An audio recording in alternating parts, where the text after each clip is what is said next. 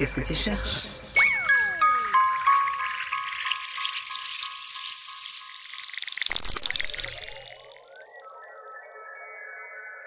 La Terre est la seule planète connue abritant la vie.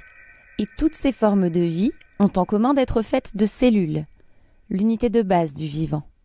Les plus petits organismes ne sont constitués que d'une seule cellule. Le corps humain adulte en contient plusieurs milliards. Mais au commencement de chaque vie humaine, il n'y a qu'une seule cellule. C'est lors du développement embryonnaire, les premières phases de la grossesse, que cette cellule va se multiplier et former un amas de cellules identiques.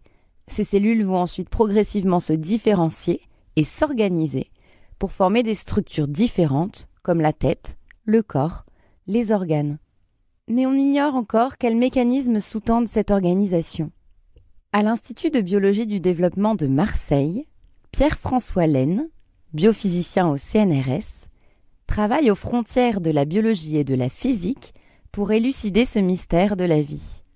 Il se concentre en particulier sur la gastrulation, l'étape du développement embryonnaire qui met en place les tissus qui formeront les différents organes, comme le cœur.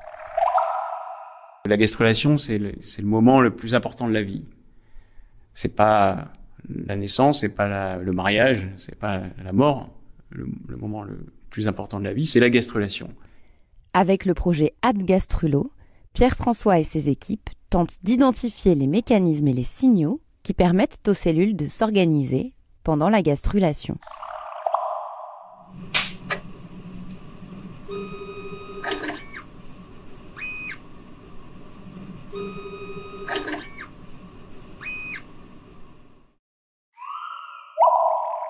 Pierre-François, pourquoi tu as choisi ce son pour démarrer cet épisode?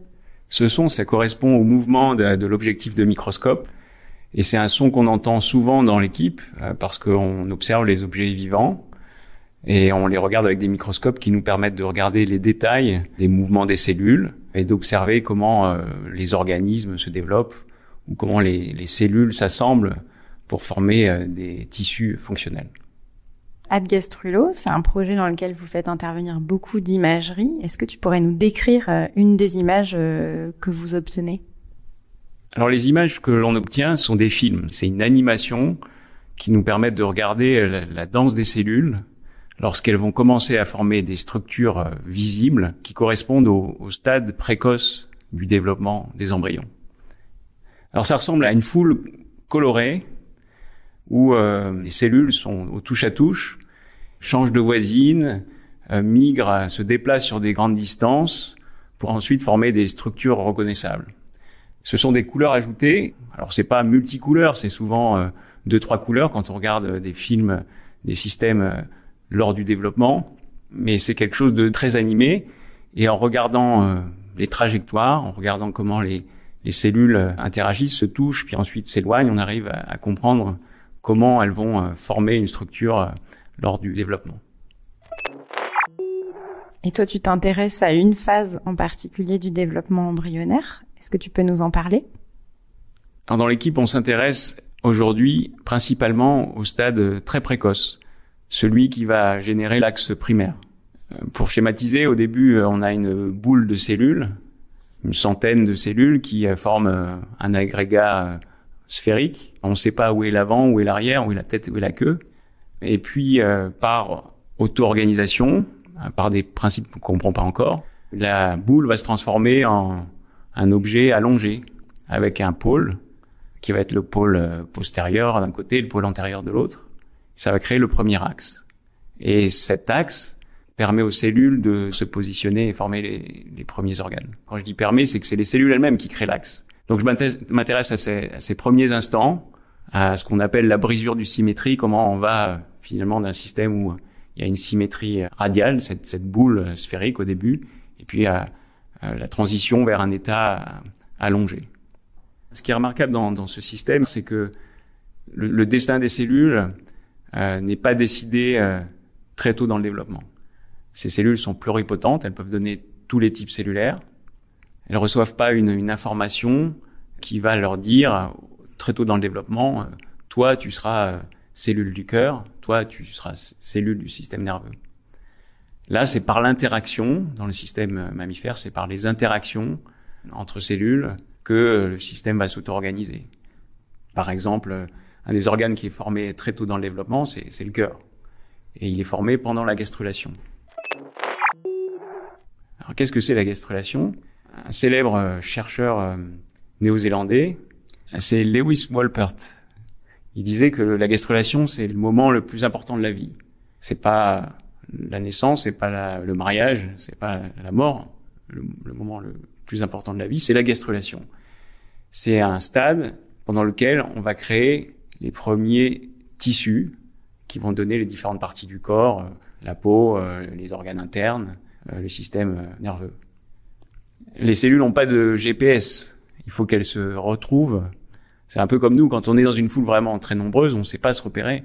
On le sait parce que peut-être que notre voisin a une information qu'il a acquis d'un autre voisin, mais on est perdu.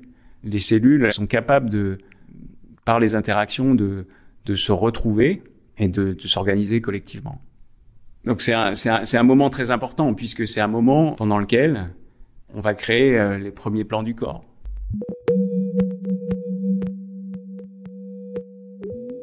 Qu'est-ce que le projet AdGastrulo vient apporter à la connaissance de la gastrulation? C'est un projet de collaboration avec différentes équipes. L'équipe d'Alfonso Martinez-Arias, chez qui j'ai appris le système gastruloïde. Virgile Viasnov, qui est un physicien qui s'intéresse à l'organisation des systèmes de type organoïde. Les organoïdes sont des versions simplifiées des organes. Par exemple, on peut produire des organoïdes qui ressemblent à l'intestin.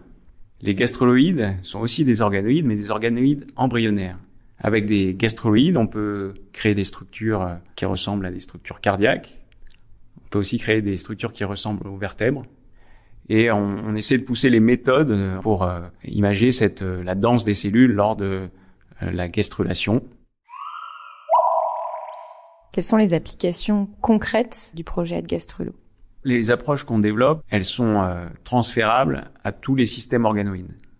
Donc tous les chercheurs qui mettent au point des protocoles pour créer des mini-organes pourront bénéficier des méthodes quantitatives qu'on a mis en place dans le cadre de ce projet AdGastrulo. Et c'est des méthodes assez faciles à transférer à des laboratoires du domaine biomédical.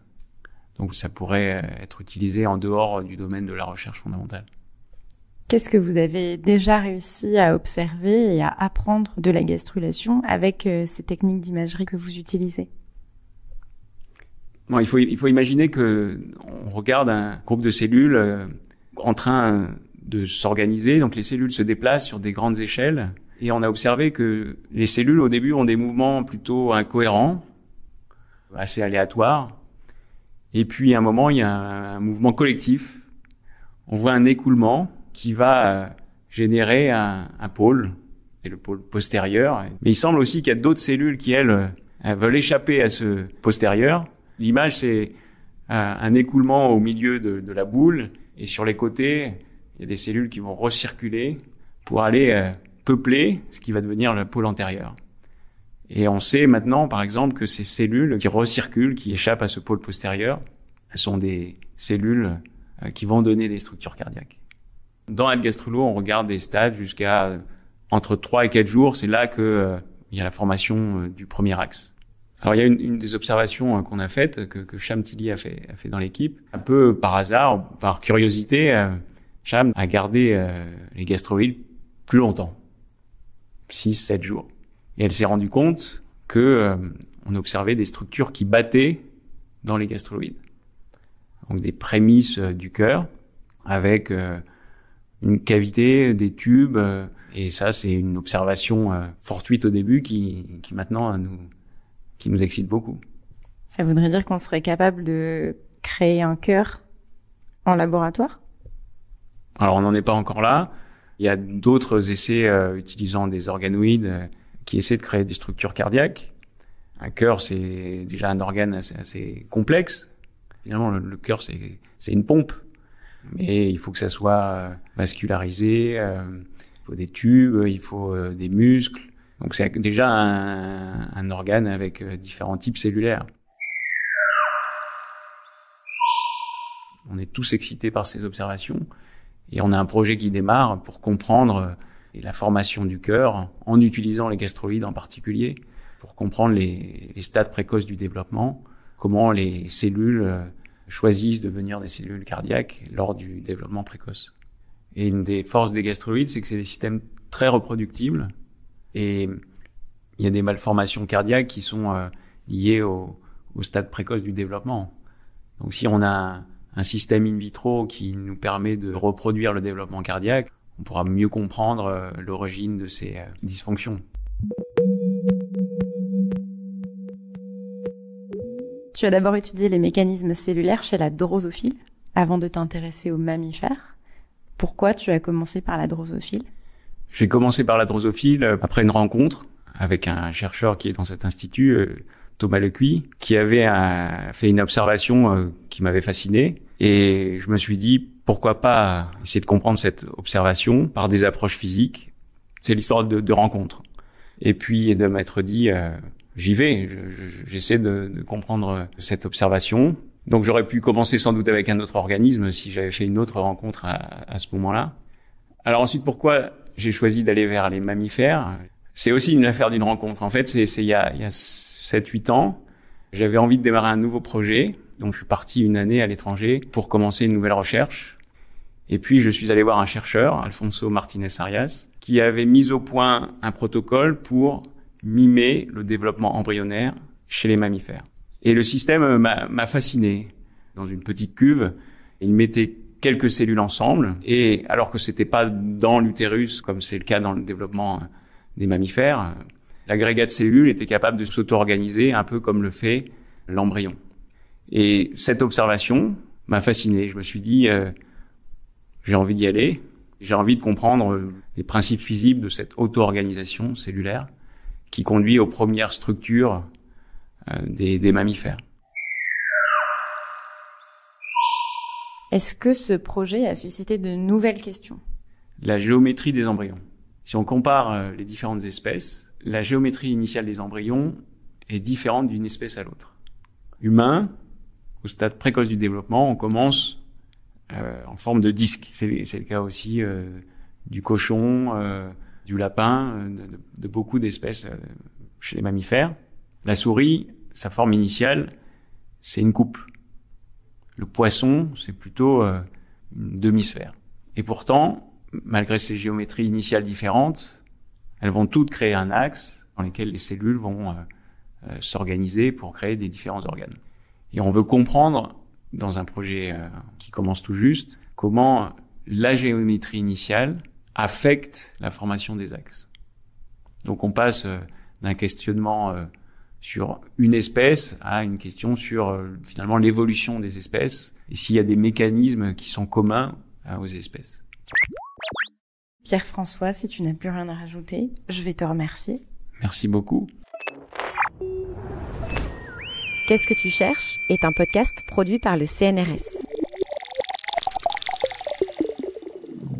Retrouvez tous les épisodes de Qu'est-ce que tu cherches sur vos applications de podcast. Et si cet épisode vous a plu, partagez-le autour de vous.